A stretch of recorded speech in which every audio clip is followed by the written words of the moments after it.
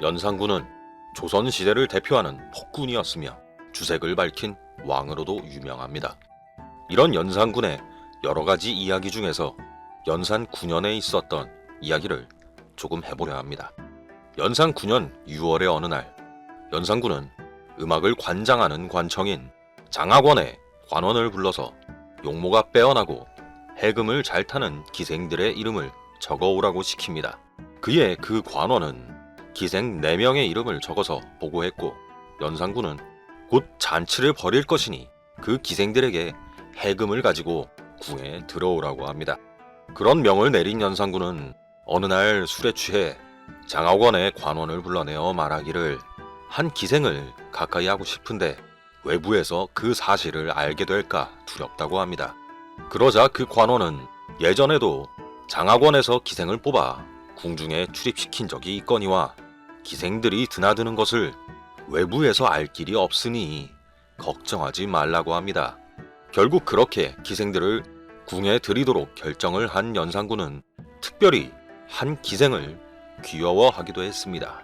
이 기생은 후에 대비들이 연산군을 위해 준비해준 잔치에 연산군을 모르는 척 연기하며 참석하여 그 자리에서도 연산군의 곁에서 해금을 타기도 하며 귀여움을 받기도 했습니다.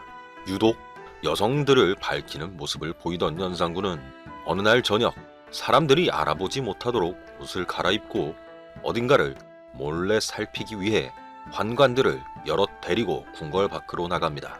연산군의 목적지는 다름 아닌 비구니들이 모여있는 정업원이라는 절이었습니다.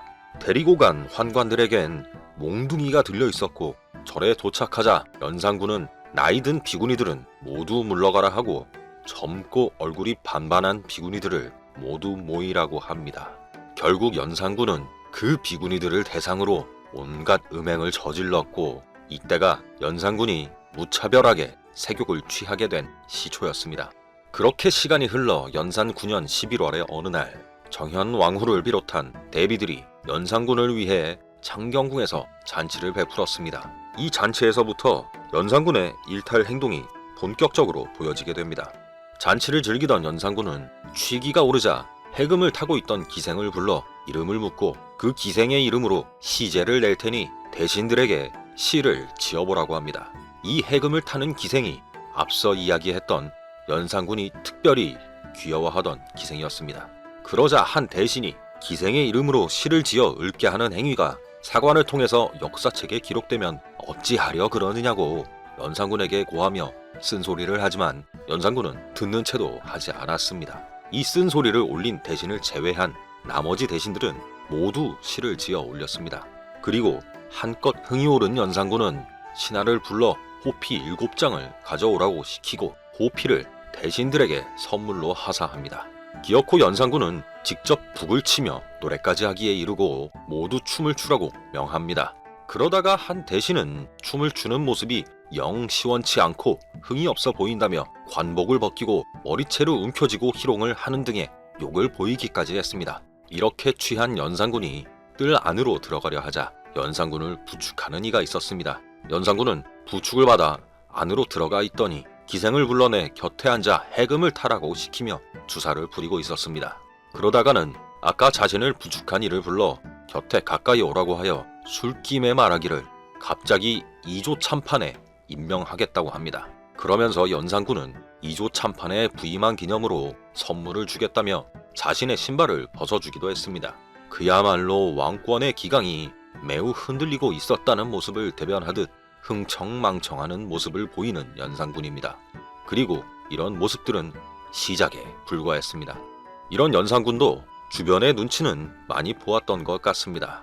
잔치 다음 날 승지들을 불러 자신이 실수한 것이 있지 않았나 묻고 그것을 대답해주는 승지들에게 또 호피를 선물하기도 했습니다. 이 승지들 외에도 잔치에서 같이 술을 마신 나머지 대신들도 모두 불러 자신이 실수한 것이 없는지 물었고, 대신들은 직언하는 자는 하나 없이 모두 좋은 말로 아첨하기에 바빴습니다. 주색에 빠져 흥청망청대는 모습과 달리 자신의 실수가 알려지는 것은 꽤나 신경을 많이 쓰는 모습입니다.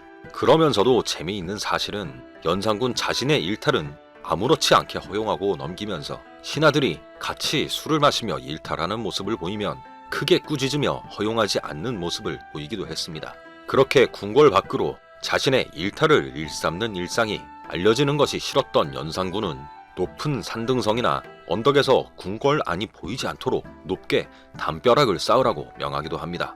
이런 연산군이 특히 좋아하던 것이 있었는데 섣달 금음날 연말에 신정을 앞두고 지난해에 잡귀를 몰아내기 위해 하는 의식인 나래라는 것이 있었습니다. 이는 조선시대 당시에 제법 중요시하던 의식이었는데 이 의식을 치르고 나면 뒤풀이 개념으로 놀이판을 벌였습니다. 연산군은 잡귀를 몰아내는 의식은 애초에 관심 없었고 뒤풀이에만 관심이 있었습니다. 이런 연산군은 대신을 불러내어 이 나래에 대한 준비를 해야 하지 않냐며 잔치를 벌이기 위해 미리 언지를 주기도 했으며 이 나래는 연산군에 의해서 결국 유희가 목적이 되어버린 나래희라는 이름을 거쳐 나희라고 이름이 바뀌기도 했습니다. 중요한 의식을 연산군에 이르러서 변질시킨 것입니다. 게다가 연산군은 늘 보던 놀이판은 식상하니 새로운 제주들을 연마해서 준비하라고 명하기도 했습니다. 이렇게 주색을 밝히며 놀기만 좋아하던 연산군의 방탕한 생애는 언제까지 이어진 것일까요? 어떤 이유로 폭정을 일삼으며 수많은 과오를 남기고 후세에 재평가를 받지 못한 폭군으로 기억되는 왕이 되었는지 앞으로 다른 여러 이야기들에서 천천히 알아보려 합니다. 구독해 주실 거죠? 부탁드릴게요. 감사합니다.